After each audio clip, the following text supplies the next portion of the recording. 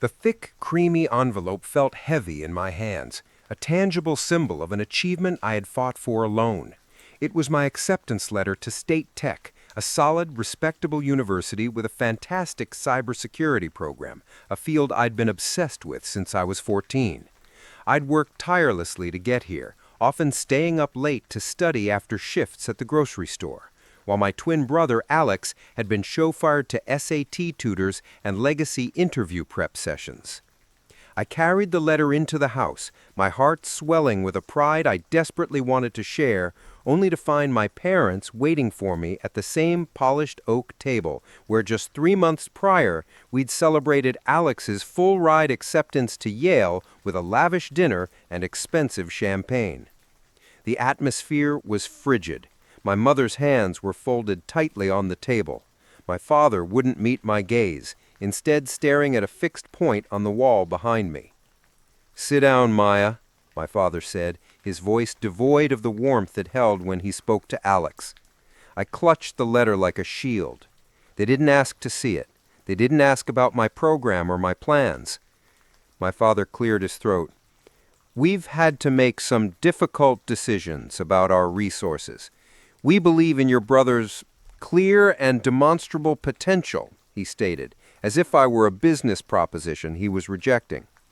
"His path requires a significant investment. We've decided to allocate our funds to secure his future at Yale." The words were clinical, cold.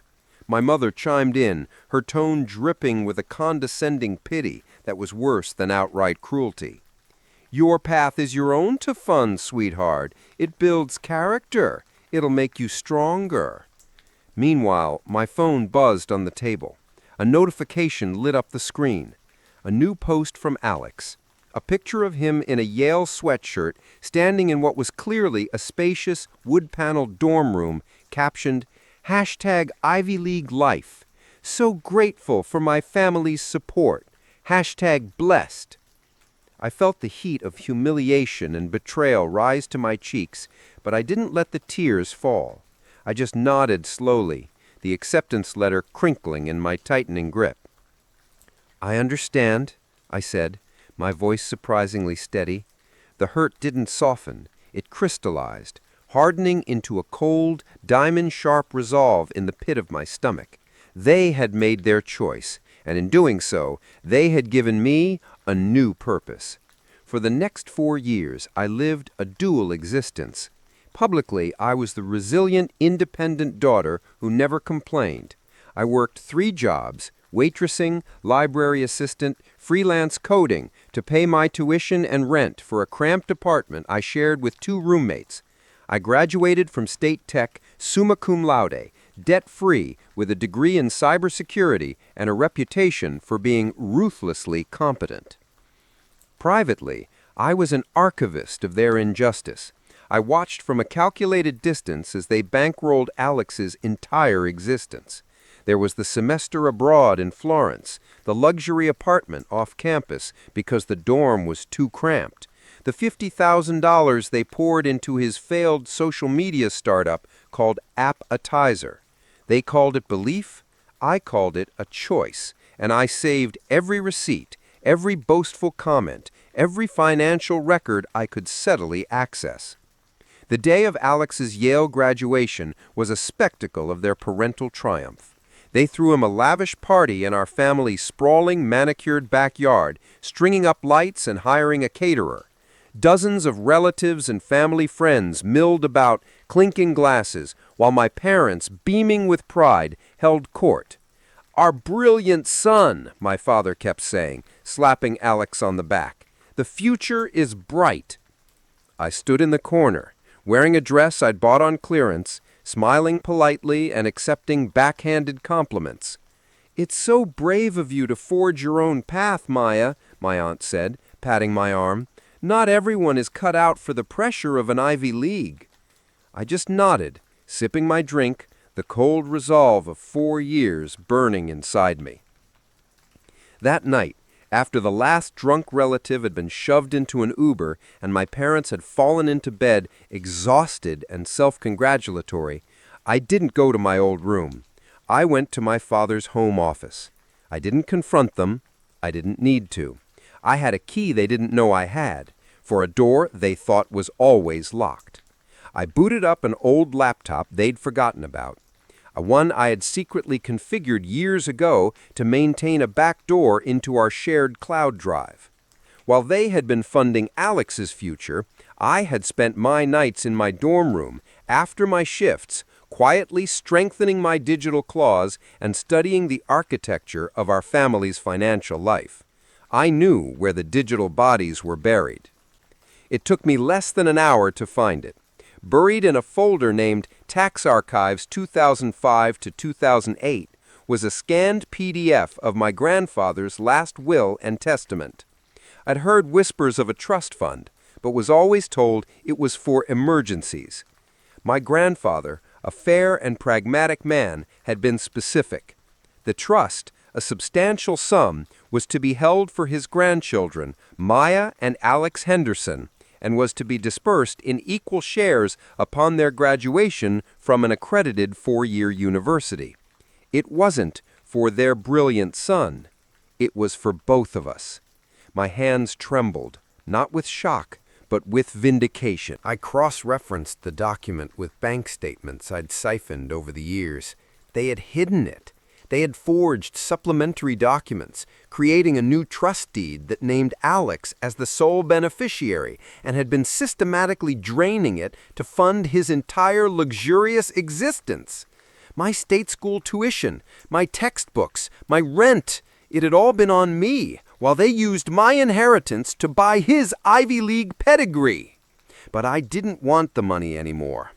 Taking it would have been a transaction, and it would have forced me to engage with them, to sue them, to have my name forever tied to theirs in legal documents. I wanted something far more valuable to them than the cash they'd stolen, their pristine reputation, their social standing, and the unblemished future of their favorite son.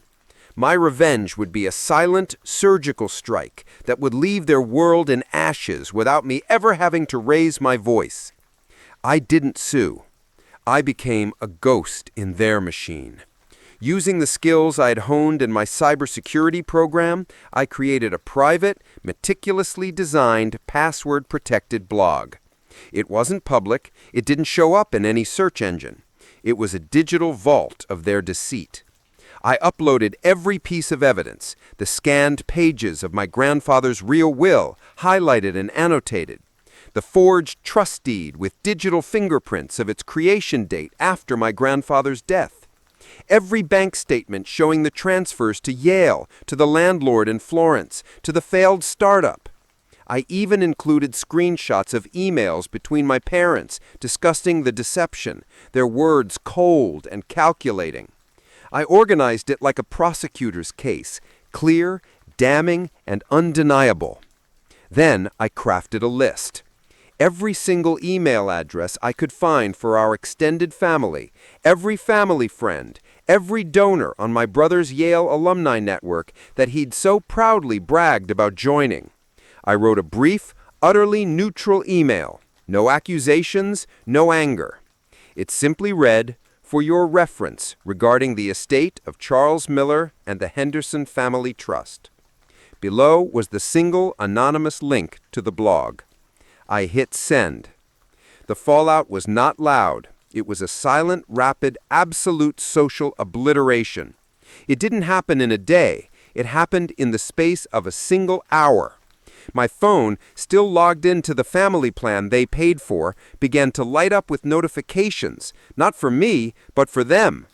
First, it was confused texts to Alex from his college friends. "Dude, what is this? Is this for real?" Then horrified messages from my aunts and uncles to my parents. "How could you do this to Maya? To Charles's memory?" The congratulatory texts for Alex turned into a deafening silence, then into a wave of quiet revulsion. My parents' perfect curated image, the foundation of their social world, shattered into a million pieces overnight. They were exposed as the frauds they were. The final poetic blow came from an unexpected direction. Alex's new fiancée, Eleanor, came from an old money family that valued honor and legacy above all. Her parents, upon receiving the link, conducted their own discreet inquiry. The evidence was irrefutable. A week after the emails went out, Eleanor returned her engagement ring in a registered letter. Her note was brief and icy.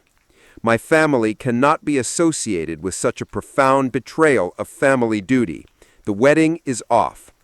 The life they had built for him, the future they had stolen for him, collapsed under the weight of their own deceit.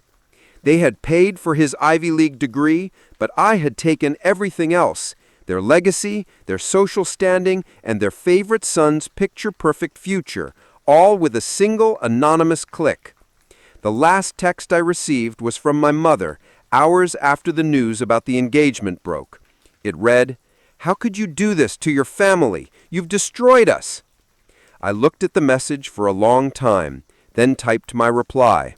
I didn't elaborate, I didn't justify. I simply stated the truth they had taught me. I learned from the best. Then I blocked their numbers, turned off the old phone, and started my life, truly free, for the very first time.